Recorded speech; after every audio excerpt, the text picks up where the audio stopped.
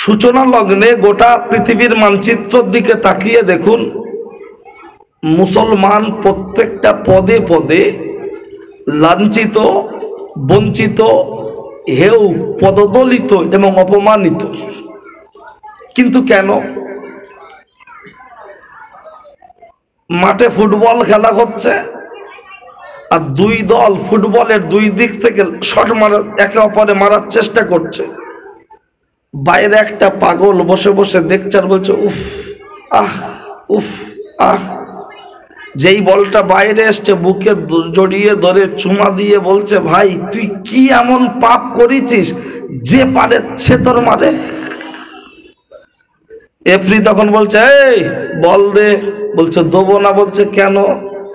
বলছে কি এমন অপরাধ করেছে সবাই মারছে। এফরি তখন বলছে এ পাগল, ওর পেটে হাওয়া ঢুকেছে তাই সবাই মারছে, হাওয়াটা বার করে দে, দেখবি কেউ আর মারবে না। আজকের মুসলমানদের পেটে হাওয়া ঢুকেছে তাই সবাই লাথি মারছে। যদি হাওয়া না থাকতো পৃথিবীর কোনো মায়ের লাল মুসলমানকে লাথি মারার সাহস পেত না। যারা দিল্লি গিয়েছেন, আমি ফুরফুরা শরীফের কথা বলছি না, কারণ ফুরফুরা শরীফের কথা বললে আমার বক্তব্য বিভিন্ন দলমতের মানুষ শোনালে গেলে ওরা ফুরফুরা ছাড়া কিছু জানে না, নতুন কথাই বলছি। যারা দিল্লিতে গিয়েছেন, দিল্লির বাদশাহ শাহজাহান মারা গেছে, তার কবরটা পুলিশ দিয়ে পাহারা দেওয়া আছে না নাই? তাহলে দিল্লির বাদশাহ শাহজাহান মানুষটা মারা গেছে, তার কবরটা পুলিশ দিয়ে পাহারা দেয়া হচ্ছে, আর আমাদের মতো জ্যান্ত মুসলমানকে সুযোগ পেলেই গলা ধাক্কা দিচ্ছে। তাহলে মরা মানুষ কবরে শুয়েও পুলিশের সিকিউরিটি পাচ্ছে, আর আমাদের গলা ধাক্কা দিচ্ছে, কখনো এনআরসি কখনো সিএ, বলছে চলে যাও বাংলাদেশ পাকিস্তান, এখানে তোমাদের জায়গা নাই। কবি বলেছেন এমন জীবন করিবে গঠন, মরণে হাসিবে তুমি কাঁদিবে ভুবন। আর আমরা এমন জীবন করেছি গঠন, মরণে কাঁদছি আমি হাসিছে ভুবন। এমনও মানুষ আছে এলাকায় মারা গেলে পাড়ার লোক চার দোকানে বসে বলে ও বেজম্মা যদি আরো 2 বছর আগে মতো গ্রামটা একটু শান্তি থাকতো। আবার এমনও মানুষ আছে মারা গেলে মানুষ 2 ঘন্টা 3 ঘন্টা 4 ঘন্টার রাস্তা নিজেদের গাঁটির টাকা খরচা করে গাড়ি ভাড়া করে তার জানাজায় যাচ্ছে, আছে না নাই? চোখের পানি জড়াচ্ছে। তাই কবি বলেছেন এমন জীবন করিবে গঠন, মরণে হাসিবে তুমি কাঁদিবে ভুবন। পাখি উপরে উড়িয়া যায়, নিচে থাকে ছায়া, মানুষ চলিয়া যায় থেকে যায় মায়া।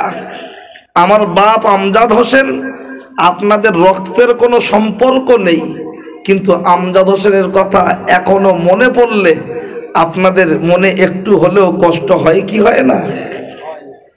যা হারে আমজাদ হুজুর ভালো বক্তা ছিল, আলেম ছিল, ওয়াজ করতো, মারা গেছে। তাই কবি ওটাই বলছেন, পাখি উপরে উড়িয়া যায়, নিচে থাকে ছায়া, মানুষ চলিয়া যায় থেকে যায় মায়া।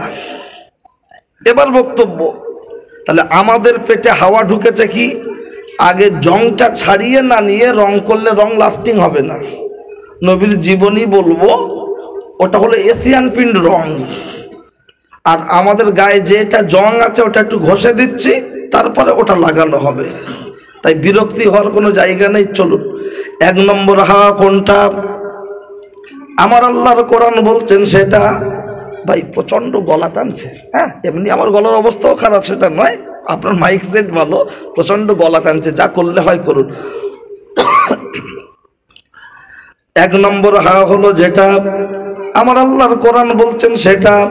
আমার আল্লাহর কোরআন বলেছেন, আমার আল্লাহর কোরআন বলেছেন ওয়াবিল ওয়ালিদাইনি ইহসানা, তোমরা তোমাদের বাপ মায়ের সাথে খবরদার খারাপ আচরণ করো না, করো না, করো না। কিন্তু দুঃখের সাথে বলতে হয়, আজকে লক্ষ্য করলে দেখতে পাওয়া যায় সুন্দর বাড়ি করে বাড়ির দেয়ালের মাথায় লিখে রাখছে পিতা মাতার আশীর্বাদ, ওইখানে সব কিছু পাবেন, বুড়ো আর বুড়ি বাদ। যেখানে আল্লাহর কোরআন বলেছে তোমরা তোমাদের পিতা মাতার সাথে খারাপ ব্যবহার করো না, সেখানে আজকের দিনে এই বারগা মিনাখা থানার বারগা গ্রামে সার্ভে করলে দেখা যাবে এই নবী দিবস উপলক্ষে প্রায় বাড়িতে কুটুম এসেছে, 2 জন 4 জন 5 জন খাচ্ছে, বিরাট খাওয়া খাচ্ছে, অথচ নিজের বাপ আর মাকে ভাত দেয় না। এরকম বাড়ি আছে না নাই? ওই বাড়িতে শ্বশুর খাবে, শাশুড়ি খাবে, শালা খাবে, সুমন্দি খাবে, শালার বউ খাবে, শালি খাবে, ভাইরা ভাই খাবে, ওদের কম পড়বে না, টান পড়বে না।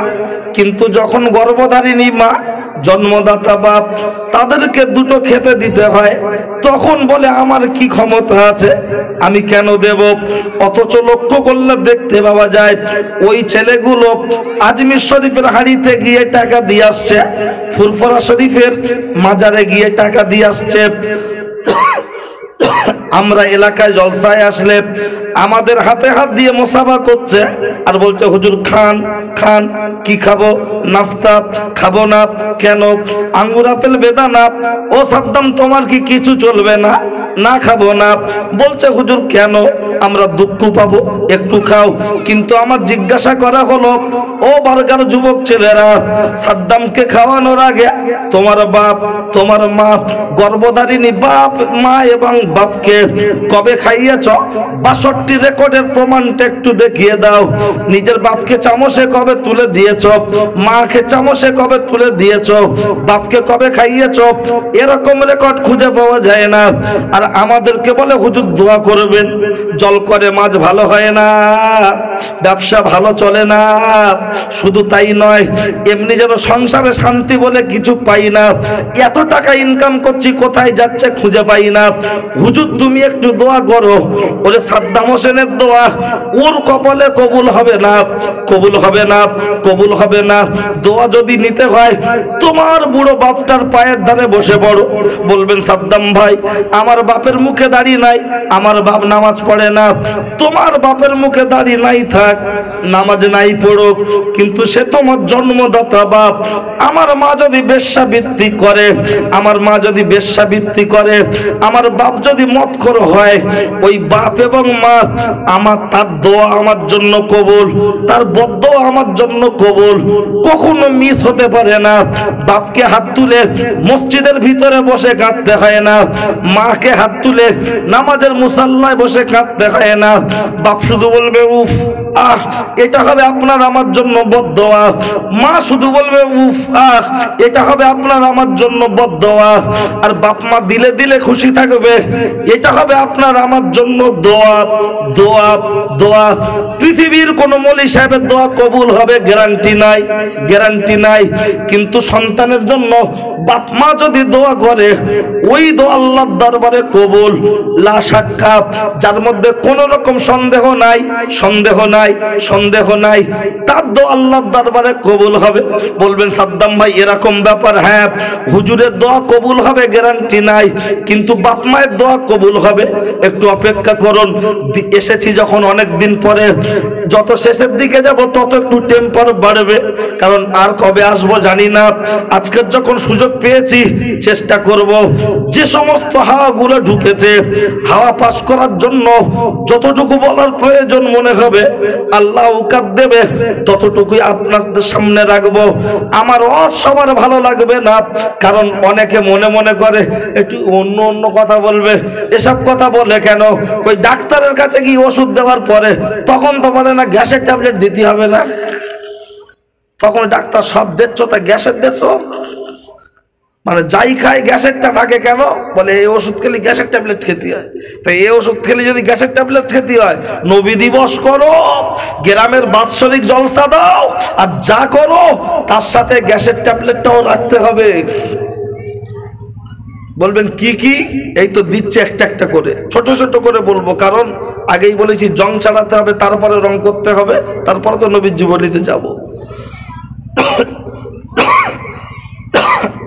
আসলে জ্বর আজ কদিন, জ্বর সর্দি, তারপরেও আমি জলসা নিয়ে তো মিস করি না, চেষ্টা করি দুটো কথা বলার, বলুন না। প্রচন্ড গরম হচ্ছে, আর লাইট বন্ধ করে দিলে আমার এদের মন খারাপ হবে, বুঝলেন?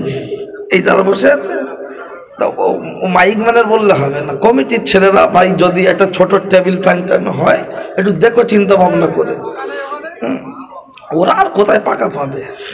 হ্যাঁ না, বলেছি ওরা ব্যবস্থা করবে। তোমরা বসো, কমিটির ছেলেরা শুনলে নিশ্চয়ই থাকলে আনবে। ওরা চেষ্টা করে ভাই, আলেমদের হুজুরদের আত্মীয় মেহমান যারা আসে তারা তাদের মতো করে যত্ন করার চেষ্টা করে। কোনো জিনিস হয়তো মিস্টেক হতে পারে, কি ঠিক কি না? কেউ চায় না যে কোনো মানুষ তার গ্রামে তার বাড়িতে এসে কষ্ট পাক, সবাই চায় একটু ভালো করে ব্যবস্থা করে, তার মধ্যে একটু হয়ে যায়। ও ছেলেরা, নওজোয়ান যুবকেরা, ও আমার মুরব্বিয়ান বাপ, অন্যায় হলে আমার করে দেবেন মাপ। বাড়ি তার কেশ্বরবাগ বাড়ি, কথাগুলো এবার বলবো একটু বাড়াবাড়ি, রাগ করবেন না তাড়াতাড়ি। আমার নাম সাদ্দাম, আমার নেই কোনো দাম, কথাগুলো হবে টাইগার বাম, শুনলে আসবে অনেক কাম, দিতে পারবো না আপনাদের সময়ের দাম। আমার ওয়াজ শুনে কেউ দেবে পেটাই, কেউ দেবে মেটাই, দুটোর একটা হলে হবে ভাই, অসুবিধা নাই, তাই একটু বলে রেখে যাই। লক্ষ্য করলে দেখতে পাওয়া যায়, ও ছেলেরা, ও নওজোয়ান যুবকেরা, তুমি যতই নামাজ পড়ো, রোজা করো, যতই তসবিহ পড়ো, যতই তুমি কাবায় গিয়ে জিয়ারত করে আসো, বাপ মার সাথে খারাপ আচরণ করলে তুমি ধ্বংস অনিবার্য হবে। ওর মাথায় বাজ পড়বে, পৃথিবীর কোন পীর সাহেবের দোয়া কবুল হবে না, হবে না, হবে না। বলবেন, ও সাদ্দাম হোসেন, তুমি প্রমাণ দেবে? নিশ্চয়ই বুখারীর রিওয়ায়াত থেকে প্রমাণ রাখবো, কিন্তু তার আগে বক্তব্য হলো, বলবেন সাদ্দাম হোসেন, বাজ পড়ে মৃত্যু হতে কই তেমন তো লোকের দেখিনি। অনেকেই তো বাপ মার সাথে খারাপ ব্যবহার করে, কিন্তু বাজ পড়ে কজন আর? কই তা তো মেলে না। ও ছেলেরা, আগে আই বুড়ো মেয়েরা লোকের হাত ধরে পালাতো, এখন বাড়ির বউরা পালাচ্ছে না, পালায় না। তা ওটা কি মাথায় বাজ পড়া নয়? দোকানদারে বসে বসে বলছে আমার বউ চলে গে, তাহলে ওটাও তো মাথায় বাজ পড়া, বাজ পড়া। শুধু তাই নয়, বলবেন এটা তো একটা হলো, বেশি, তাহলে তো বেশিরভাগ লোক বাপ মার সাথে খারাপ ব্যবহার করে, কই তাদের বউ তো যায় না। না না না না না, এই মুরব্বীরা বসে আছে, এই দাদুর বয়সে বসে আছে, বাপ বয়সী বসে আছে, ওনারা এখনো পর্যন্ত বাড়িতে গিয়ে যদি তিনবার গিন্নিকে একটু মেজাজ গরম করে ডাকে, ও ভয়ে কাঁপতে কাঁপতে আসবে না, আসবে না। আর আমাদের বয়স হয়েছে 27, গায়ে লেগেছে যৌবনের বাতাস, বয়স হয়েছে 28, গায়ে লেগেছে টুনির মার বাতাস।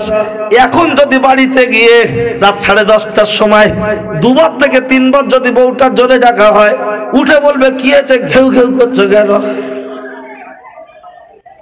তাহলে ওটা কি মাথায় বাজ পড়া হলো না? শালা বাড়ি এসছে স্বামী খেটে খুটে, মোটর ভ্যান চালিয়ে, টোটো চালিয়ে, অটো চালিয়ে, দর্জির কাজ করে, ডাকছে, বলছে ঘেউ ঘেউ করছে কেন? আর আগেকার বুড়ি, এই দাদুরা যারা বসে আছে, এরা ডাকবে, ও কাঁপতে কাঁপতে বলবে, এই দেখো কি হয়েছে, তুমি ওরম করছো কেন?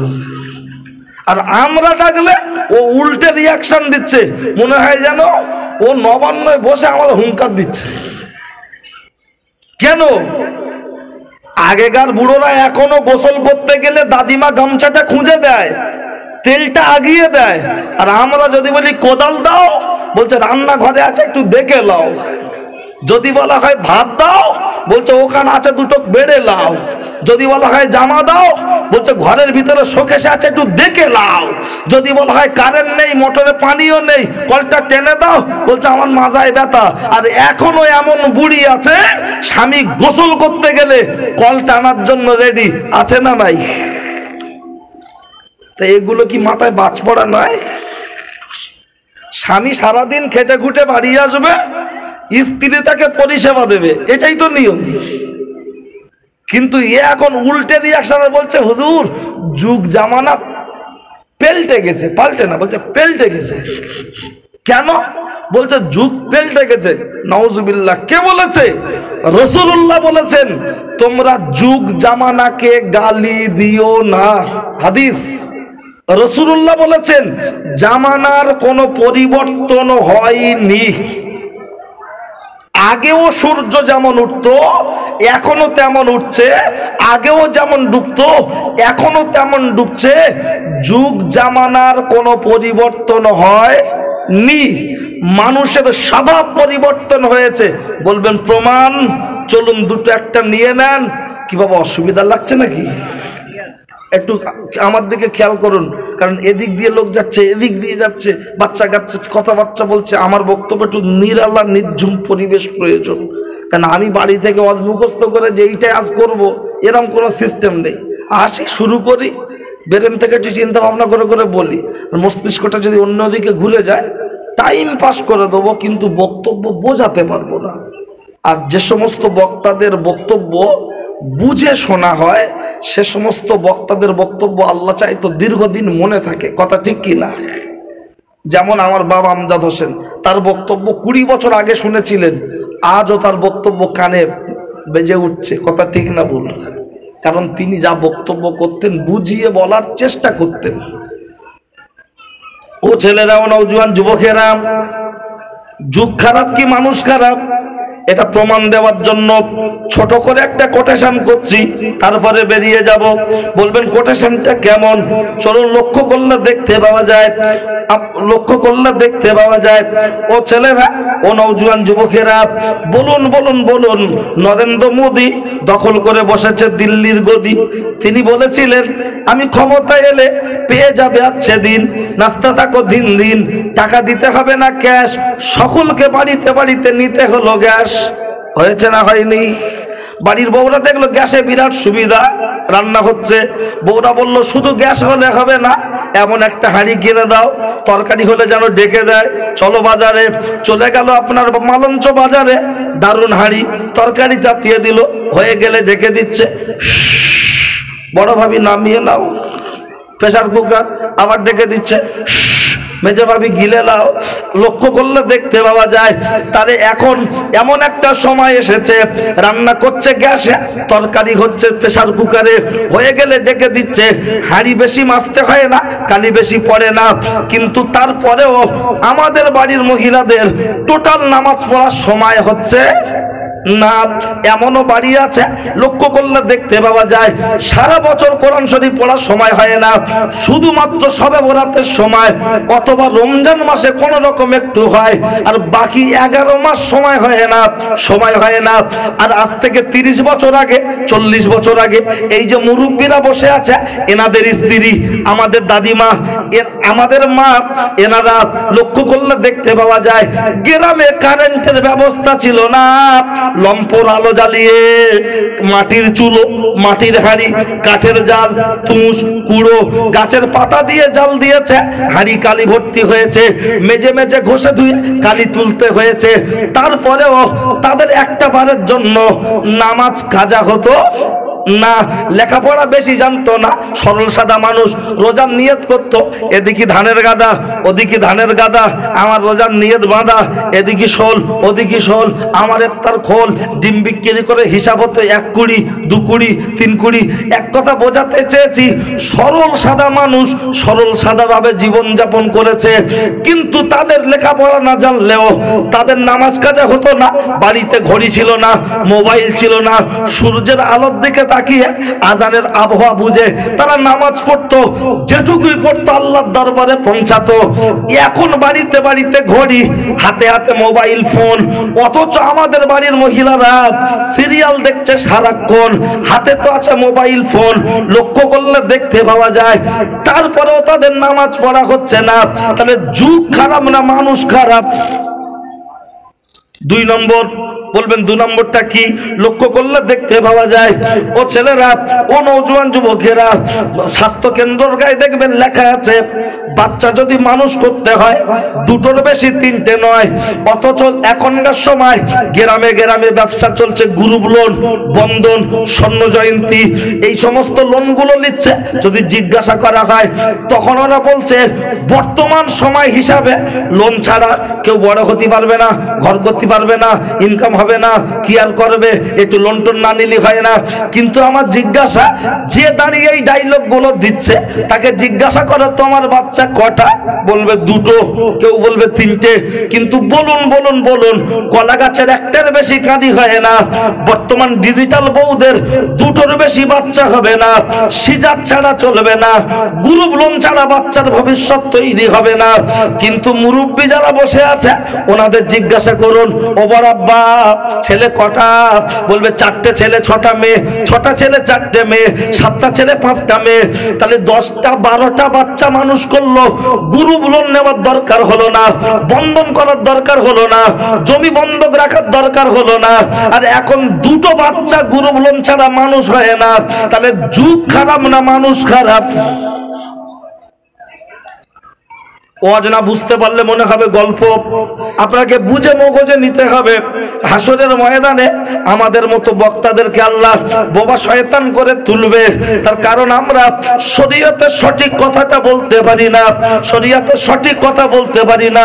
কারণ কমিটির মধ্যে অনেকেই ঘুষখোর সুদখোর থাকে, তাদের বিরুদ্ধে বললে আমাদের আর দ্বিতীয়বার দাওয়াত করবে না। এবছর একটু কড়া করে বললে সাইটে ডেকে গিয়ে ওরা গিয়ে বলে এ কেরা, বলে কারণ আমজাদ হোসেনের ছেলে তারকেশ্বর বাগবাড়ি, বলছে কত দেওয়ার কথা? 10-12 হাজার মনে হয়, কি 5,000 4,000 হয়তো। বলছে কোন রকম ডেকে 1,000-2 টাকা দেওয়াল, হুজুর বুঝতে পারছো পানি হয়েছে সব কাদা, চাঁদা ভালো হয়নি, আর কোন রকম হাতে পায়ে ধরে পার করে দিয়ে মাল ভিটে আনা যাবে না। দরকার কেমন বক্তা, শুধু কানে হাত দিয়ে বাবারা বাবারা বাবারা করে টান মারবে। ও ক্যান্সার হবে, ফেয়ার লাভলির ওষুধ মাখিয়ে দেবে, ক্যান্সার হবে, আর ফেস ওয়াশ মুখে মাখা সুন্দর মলম লাগিয়ে দেবে। ওই বক্তার দরকার, তাকে আবার নিয়ে উচিত কথা বললে বন্ধু বেজার হয়। যেহেতু আল হাক্কু মুররুন, হক কথা মানুষের তিতো লাগবে, আর তিতো লাগলেও কিছু করার নাই। যখন মা বাচ্চাদের ওষুধ খাওয়ায়, কোলে বসিয়ে গালে যখন ওষুধটা ঢালে, বাচ্চা খেতে চায় না, মা থোবড়াটা চেপে ধরে বলে হাকর হাকর হাকর, হাকরে ঢেলে দেয়, বাচ্চা গেলে না, এমন করে চেপে ধরে বলে খা, বাচ্চা বলে গিলবো না। ওর মা বলে থবনা ছাড়বো না। যতক্ষণ বাচ্চা না গেলে ততক্ষণ ওর মুখ ছাড়ে না। বাচ্চাটা কাঁদছে, ওর মার দিলে কষ্ট হচ্ছে কি হচ্ছে না? কষ্ট হচ্ছে, কিন্তু তারপরেও জানে কষ্ট হয় একটুখানি হোক, বাচ্চাটা ঔষধ খেয়ে সুস্থ হয়ে উঠুক। বাচ্চাটা সুস্থ হয়ে উঠলে সারা জীবন থাকবে সুস্থ। আমার অশুনে অনেকের তিতো মনে হবে, গিলতে চাইবে না, গিলতে পারবে না, চেষ্টা অনেকে করবে না। কিন্তু যারা চেষ্টা করবে, কোরআন হাদিসের কথা, তিতো হলেও গিললে রক্ত ফিল্টার হবে, চুলকানি ভালো হবে। চলুন পরের স্টেপ দেখা যাক, যুগ খারাপ কি মানুষ খারাপ? তৃতীয় নম্বর বলবো। আর তৃতীয় নম্বর বলার আগে এই সুদের কথাটা জাস্ট একটু শুধু ঘুরিয়ে দিচ্ছে, শুনে নেন কি কথা। এই পাড়ায় পাড়ায় গ্রুপ লোন ঢুকেছে, এর পিছনে বিরাট বড় একটা ইহুদিদের চক্রান্ত। বলবেন ধর বাবা, ওরা উপকার করছে, একটু টাকা নিচ্ছে। ও চাচা, যারা রাসূলুল্লাহ লাশ চুরি করতে এসেছিল, ওরাও প্রথমে টাকা ছড়িয়েছিল, তারপরে বড় জামা গায়ে দিয়ে ফিরহান লাশ চুরি করার পরিকল্পনা করেছে। আর এরা টাকা ছড়িয়ে আমাদের ঈমানটা লুটতে চাইছে। যদি বলেন কেমন, শুধু মনে রাখুন, আলুর খোলা এমনি কেউ খায় না। কিন্তু এই এদিকে কারা ভাই, তোমরা এত কথা বলছো কেন? একটু আস্তে যাও, ওদিকে সরে যাও। দেখো বাজার টাজার কোন দিকে আছে, পাখি কোন দিকে ঘুরছে দেখো। হ্যাঁ, এই হয়তো যারা ট্র্যাক্টর চালায়, ট্র্যাক্টরের পিছনে পিছনে দেখবেন সারাদিন হাঁটে, হাঁটে না? তো ট্র্যাক্টর ছাড়া ওর বলা দেন তুমি এখান থেকে হেঁটে ঘটকপুকুর যাও, তখন ওদের পাগলই হয়। তাহলে ঘোরে কেন? ট্র্যাক্টরের নেশায় ঘোরে। ট্র্যাক্টর ছাড়া ঘুরতে পারে। যারা হাল চষে, ছোটবেলায় দেখেছিলাম ওই গরু বা মোষের সেই এটা ধরে রাখে না, কি বলে ওটা, ধরে রেখে সারাদিন হাল চষছে, নাঙল ধরে রেখে ঘুরছে। কিন্তু নাঙল ছাড়া সারাদিন হাঁটতে পারবে না, একটা নেশায়। তাই এই যা সব ঘুরছে, এরা পাখিদের নেশায় ঘুরছে। পাখি কটা, আমাদের মা বোনগুলোকে, আমাদের বোনগুলোকে ঘরে ঢুকিয়ে নাও, এ পাখি এরা একটা আর খুঁজে পাওয়া যাবে না। দিচ্ছি ও কথা আমি লাস্টের দিকে দিচ্ছি, প্রথম দিকে বললে আবার হাই টেম্পার হবে, লাস্টের দিকে দিচ্ছি। চলুন ভাই ও বাবাজি, আলুর খোলা এমনি কেউ খায় না, চপের ভিতরে দিলে কেউ বাদ দেয় না। দোকানে কে বলে এ বলা গরম আছে, বলছে বিরাট, বলছে দুটো দে, যেই দিল নুন দে, ঠেকিয়ে দিল হলা রে, চলে গেল চেম্বারে, দুটো খেয়ে বলছে বাহ দারুন, আর দুটো দে। তাহলে আলুর খোলা এমনি খায় না, চপে দিলে আর বাদ দেয় না। ওরা দেখেছে মুসলমানরা সরাসরি সুদ খাচ্ছে না, যদি বাড়ির বউদের আঁচলের তলা থেকে প্যাকিং করে দেওয়া যায়, হাজি সাহেব শ্বশুর, মসজিদের ইমাম সাহেব, হাবেজ সাহেব, জলসার বক্তা মাওলানা সাদ্দাব, এরা সব চপের মতো করে গিলবে, তখন আর আলুর খোলা কেউ বাদ দেবে না। 20 বছর আগে সুদ দিত না, ব্যাংকে থেকে লোন দিত না, দিত। আমাদের এই বাপ চাচারা সরল সাদা মানুষ বলে বাবা ব্যাংকের বইটই নেই, করবো না, ও সুদ ফুদ হবে বাবা, ওতে নেই। আর এখন ঘুরিয়ে ঘাড়িয়ে এমন প্যাঁচে ফেলে দিচ্ছে, তোমার যেভাবে হোক সুদ না খেলেও সুদের ঝোলটাও চুমুর দিতে হবে, ঢুকে পড়ে। এটা হলো ইহুদিদের বিরাট বড় একটা প্ল্যান। ওরা দেখেছে আজকের খবর, আজকের গতকালকের খবর, বাইতুল আকসায় ইসরায়েল হামলা করছে, ইসরায়েল হামলা করছে। বাইতুল আকসায় ফিলিস্তিনি মুসলমানদের উপরে ইহুদিরা হামলা করছে, বাইতুল আকসা দখল নেবে। কিন্তু হে মুসলমান, সেই বাইতুল আকসার মুসলমানেরা, তাদের AK-47 নেই, কামান নেই, তাদের কাছে তেমন কিছু নেই। তারা হাতে একটা বন্দুক নিয়ে, হাতে কেউ বটি, কেউ তলোয়ার, যে যা পেয়েছে সেটাই হাতে নিয়ে নারায়ে তাকবীরের ধ্বনি দিতে দিতে, আল্লাহু আকবারের ধ্বনি দিতে দিতে, তারা বাইতুল আকসাকে বুকে আঁকড়ে ধরে তারা বলতে চাইছে মুসলমান জীবন দিতে রাজি, রক্ত দিতে রাজি, বাইতুল আকসার ইজ্জতে ক্ষতি হতে দিতে রাজি নয়। নারায়ে তাকবীর, আর একটু জোরে নারায়ে তাকবীর। আজকে তারা সেখানে পড়ে লড়াই করছে বাইতুল আকসা। সেই জায়গা থেকে ইহুদিরা দেখলো মুসলমানদের এত পাওয়ার কোথা থেকে, এরা, আমরা হাজার হাজার সেনা কমান্ডার লড়াই করছি, আর এরা মাত্র 100, 150, 300, এরা আমাদের বিরুদ্ধে যুদ্ধ করতে চাইছে, এদের ক্ষমতা কোথা থেকে? ওরা দেখলো এদের ক্ষমতার যে উৎস, সেই জায়গাটা হলো ইমান নামক একটা ট্রান্সমিটার। গ্রামের পাড়ায় যদি ট্রান্সমিটার না থাকে, কারেন্টের সার্ভিস পাওয়া যাবে বাবা? ভোল্টেজ লো, কি ব্যাপার? বলতো সে স্কুলে ধর থেকে লাইন এসে টাঙ্গা পাড়ায় ভোল্টেজ দিয়ে, আর যেই ট্রান্সমিটার বসে যায় ভোল্টেজ ভালো দেয়। ওরা দেখলো ইমাম, এই মুসলমানদের এত ভোল্টেজ কোথা থেকে আসে? ওরা গবেষণা করে করে দেখলো মুসলমানদের ইমানি পাওয়ারের ভোল্টেজ, সেটা হলো ইমান। এই ইমানটাকে ধ্বংস করতে গেলে লাইন আছে কয়েকটা, তার মধ্যে একটি হলো বাড়ির মহিলাদেরকে ঘর থেকে বাইরে বার করা, বেপরদায় করা, আর আরেকটা হলো হারাম খাদ্য খাওয়ানো। আর এই হারাম খাদ্যটা বিভিন্ন অ্যাঙ্গেলে দেওয়ার চেষ্টা করেছে, মুসলমানরা খায়নি। আগে আমাদের মুরব্বীরা, দাদুরা লোকের বাড়ি রাখাল খেটেছে, জমিদারদের আন্ডারে জমিগুলো থাকতো, আর আমাদের মুরব্বীরা তাদের বাড়ি রাখাল খাটতো, খেটে তারা যেটুকু পেয়েছে সেইটুকুই পানি ছানি করে খেয়ে আমার বাপেদের দাদুরা মানুষ করেছে। কথা ঠিক কি না? আর আমরা শুধু বলছি জমি আগাম টাকায় লোবো, বন্ধক লোবো, একটু দে একটু দে, শুধু বড় লোক হবো চিন্তা ভাবনা, এটাই হারাম। হে উপস্থিত জনমণ্ডলী, এর ভিতরে ইবলিসের বিরাট বড় একটা চক্রান্ত। যদি বলেন কেমন, আমি যদিও আজকের এ বিষয়ে কথা বলার উদ্দেশ্য ছিল না, কিন্তু বন্ধন তো এমন একটা গ্রাম বাকি নেই যে সেই গ্রামে নেই। চলুন সার্ভে করুন এই গ্রামটা যত বাড়ি আছে। বাপ যদি একটু কড়া ভাবে বলে, বউ বলে তোমার বাপের রস হয়েছে, ভাত দিতে পারবো না, অন্য ছেলের কাছে খাতি বলো। অথচ বন্ধন ছাড়া যাবে না। কিন্তু মনে রাখুন, আমি বন্ধনের বিরোধী নয়, সুদের বিরোধী। আর হাদিস শরীফে এসেছে মানুষ সুদ খাবে, নামটাকে চেঞ্জ করে দেবে। সেই সময় চলছে। কই তুমি যখন এত বন্ধনে লোন দিয়ে উপকার করবে, আমার বোন নাম দেওয়া আমি যাচ্ছি দাও না, ভাবির মুখ দেখাতে হবে, স্যারের পাশে বসে হাসতে হবে, স্যারের কাছে বসতে হবে, দাও। বুঝি না ইমান লোটার চিন্তা ভাবনা। আর অনেক সুদখোর আছে, তারা আবার বলে মৌলী সাহেবরা মাইক ধরলেই বলে হ্যাঁ সুদ খাওয়া যাবে না। তা আমার মেয়ের বিয়ে 20 দিন পরে কেউ টাকা ধার দেয় না, হুজুর 10,000 দাও।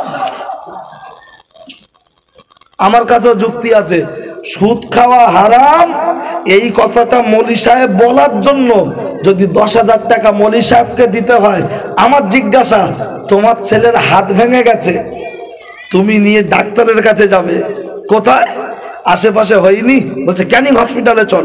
ক্যানিং হসপিটালে যেই গিয়েছে, ওখান থেকে দেখে ট্রিটমেন্ট করে বললো চলে যাও আরজি কর, পিজি। গাড়ি ভাড়া করার পয়সা নেই। পাড়ার ছেলেরা বললো দাঁড়াও, ফার্স্ট ট্রেন ভোরের বেলা ধরিয়ে দেবো, শিয়ালদায় নামবে, 200 টাকা গাড়ি ভাড়া করে হসপিটালে চলে যাবে। ঠিক হসপিটালে যাবে, কিন্তু স্টেশনে যেই ঢুকেছে ট্রেনটা বেরিয়ে যাচ্ছে, ওই ট্রেনটাকে কোনোভাবে দাঁড় করানো যাবে? কেন? আমরা কি সরকারের ভোট দিই না? আমরা ট্যাক্স দিই না? আমার ছেলের হাত যন্ত্রণা করছে, আমার ছেলের কষ্ট হচ্ছে, ট্রেন দাঁড়াবে না? পাকামো হচ্ছে। বলছে না, ভারতবর্ষে বাস করতে গেলে তার একটা নিয়ম আছে, ওটা সবার জন্য মানার দরকার। হ্যাঁ বাবা, ভারতবর্ষে বাস করতে গেলে যদি ভারতবর্ষের নিয়মটাকে মানার দরকার হয়, আমি আল্লাহর বান্দা মুসলমান হিসাবে, ইমানদার হিসাবে আল্লাহর কোরআনের বিধানটাকে আমার মানার দরকার আছে না নাই? সুদ খাওয়া তো আল্লাহর বিধান, সুদ খাওয়া যে হারাম এটা তো আল্লাহর বিধান। তুমি যুক্তি দেখি হালাল করার চেষ্টা করছো, কোন লজ্জায়? লজ্জা শরম হয় না? পাকামো যুক্তি, কটা যুক্তি দেবে? আমার কাছে যুক্তি আছে, চলুন সুদের কথা একটুখানি বলেছি, সব সময় শুনছে ক্যাসেটে, বাকি সেখান থেকে শুনে নেবে, ও পর্যন্ত রাখুন। আর সুদ খাওয়া বউ নিয়ে সংসার করলে ও সংসারে বিল্ডিং হবে, গাড়ি হবে, বাড়ি হবে, মায়া মোহাম্মত ভালোবাসা কিছু থাকবে না। মিলিয়ে নাও। ও ছেলেরা, মানে ও জুয়ান যুবক